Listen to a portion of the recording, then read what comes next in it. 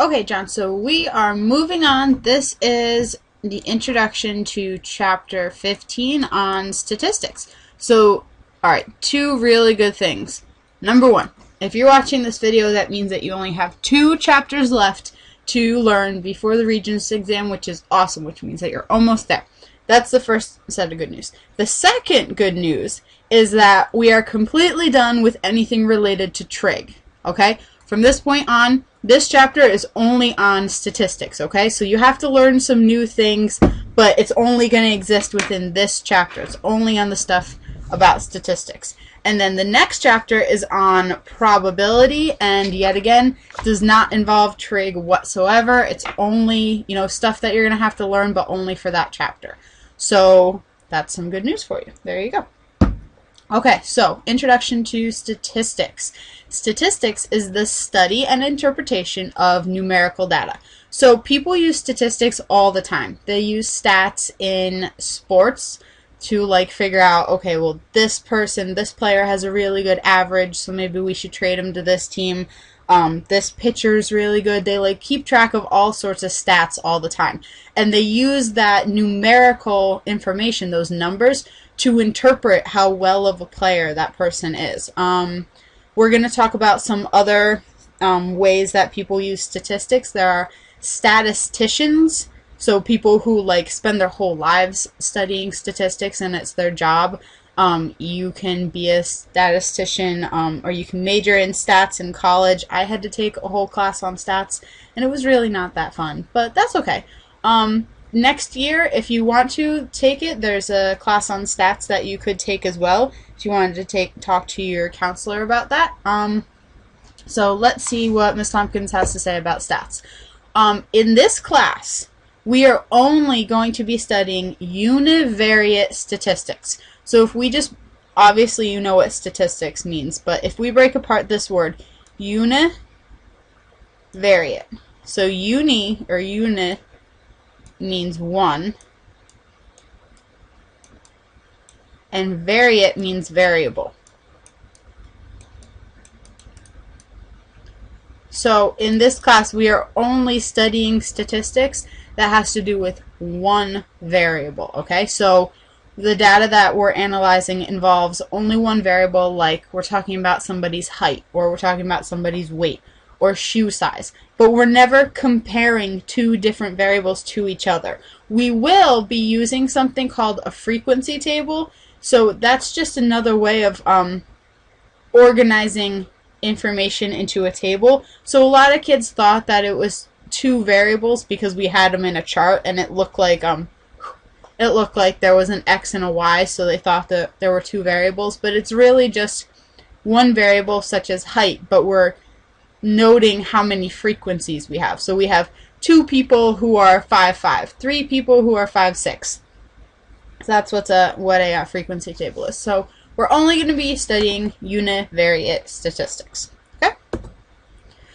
So there are 3 different types of statistical studies, and I'm going to talk about each of these individually. And what your first homework assignment is going to be tonight, it literally, when you open up the workbook, it doesn't even look like it's a math assignment because it's all words. It's all word problems. And the reason why is because you're reading through something and saying, okay, that's a survey, or that's an experimental study, or an observational study, or that's biased, or something like that. So I'm going to explain to you what all of these mean, and then that's it for today, and that's it, and then you're going to have a homework assignment, okay? So there are 3 different kinds of studies. There's a survey, experimental study, and observational study. So a survey, I mean, honestly, I think that you already know what a survey is. I mean, if you go to the mall, there are people walking around saying, hey, can I, grab your attention for just a second? We're doing a survey on this new movie that came out. Or maybe if, I don't know, maybe when you were back in school, all the teachers were doing a survey for all of their students to figure out something. But there are a couple of disadvantages to taking a survey. So disadvantages.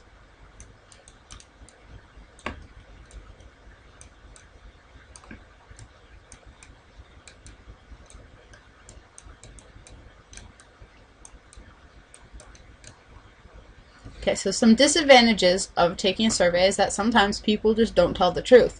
I'm sure that you have been in a situation where you and your friends had to take a survey and you know, you didn't want to take it or they didn't want to take it, so what they did was just go down and circle all the A's, or they circle all the B's, or they circle all of the answers that are the most ridiculous things. I mean, I've done that before too. So one of the disadvantages is that sometimes people don't tell the truth. As a person who is giving a survey, you want to know something about the general population, and if the people who are answering the questions aren't giving you, you know, reasonable answers, then that's not really fair to you.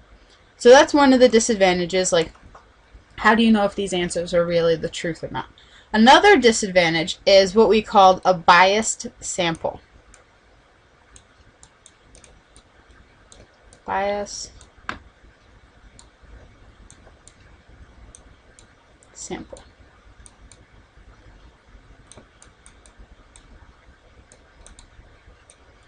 And I don't know if you know what the word biased means, but biased means that you're pretty much, well, in terms of surveys, it means that you're kind of only asking one group of people. So let's just say, for example, if the school was taking a survey about the cafeteria food, and instead of asking all, you know, a bunch of different kids from a bunch of different, you know, social groups or whatever, they only asked the guys on the football team, what do you think about the food in the cafeteria? Well, the guys on the football team would be like, we want more meat, we want more steak, we want more hamburgers and all this stuff, because they're a biased group. They all feel the same way about certain issues. Versus maybe instead the people who were taking the survey only went and they asked, you know, all of the girls in gym class, and all of the girls are like, oh, well, we want more salads and we want more healthy options. Well, that's a biased sample too, because they all feel a certain way about how the food should be. So if you want a survey that isn't biased and you want to get like a general understanding of how the whole population feels, then you need to take a non-biased sample. You need to pick a couple of people from each social group. And the way that schools generally do that is by going around and taking a survey from all of the kids in homerooms. Because when you're in homeroom, you know, it's all of the kids who are blended together. It's not the honors kids all together. That kind of stuff. So that's another disadvantage of a survey, is that sometimes it could be biased. Let's talk about, we're still talking about surveys. There's a difference between a census and a sample population. So I think it was like in 2010, 2008, something like that. And the United States took out a census, and that meant that every single person who lived in the United States had to answer certain questions about how many people lived in their house, how many people did something, how much money everybody made, how many kids you have. And all that means is that a census, it's sampling everyone, the whole population. The whole population of the United States. Every single person counts. Okay, so the difference between a census and a sample population, in a sample population, it's just a smaller set.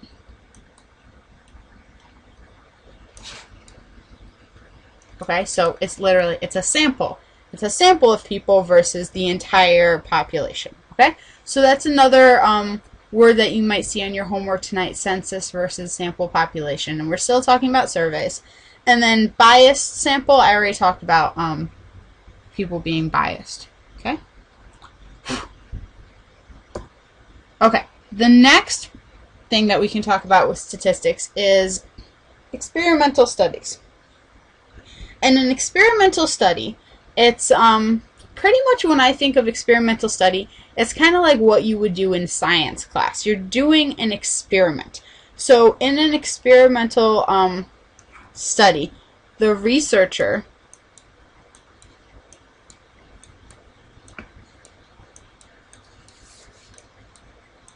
manipulates the population.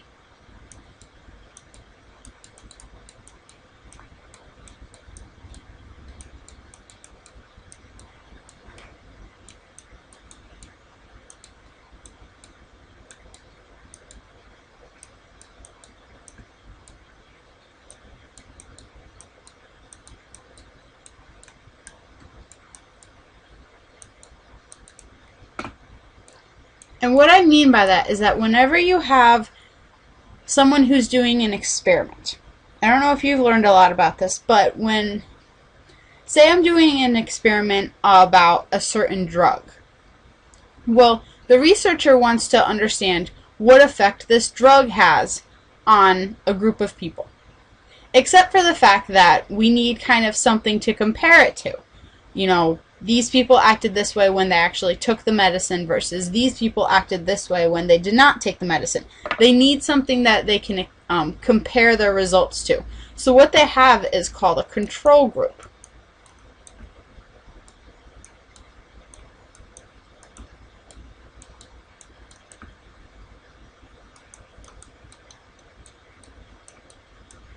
And what they do is they take, say, 100 people who volunteer to be in their study, and they break it up into two different groups. They have the experimental group and the control group, so say 50-50. Well, they're going to give the same pill to each of these groups, except for this one's going to be the actual medicine, this one's going to be a placebo, and a placebo just means that it looks like it's the pill, but it doesn't actually have any of the effects or the medication. So that's what I mean by control group.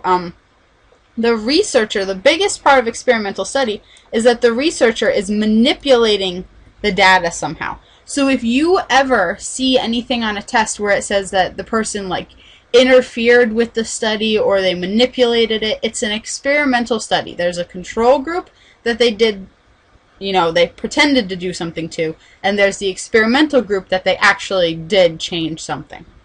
Alright, so that is an experimental study. And then the last one is just an observational study. And an observational study, it's exactly what it sounds like. You're observing.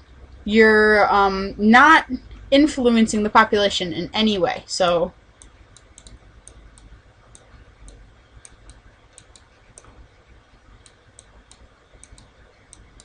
the researcher does not. You know what? It would probably just be easier if I typed this stuff. Most likely.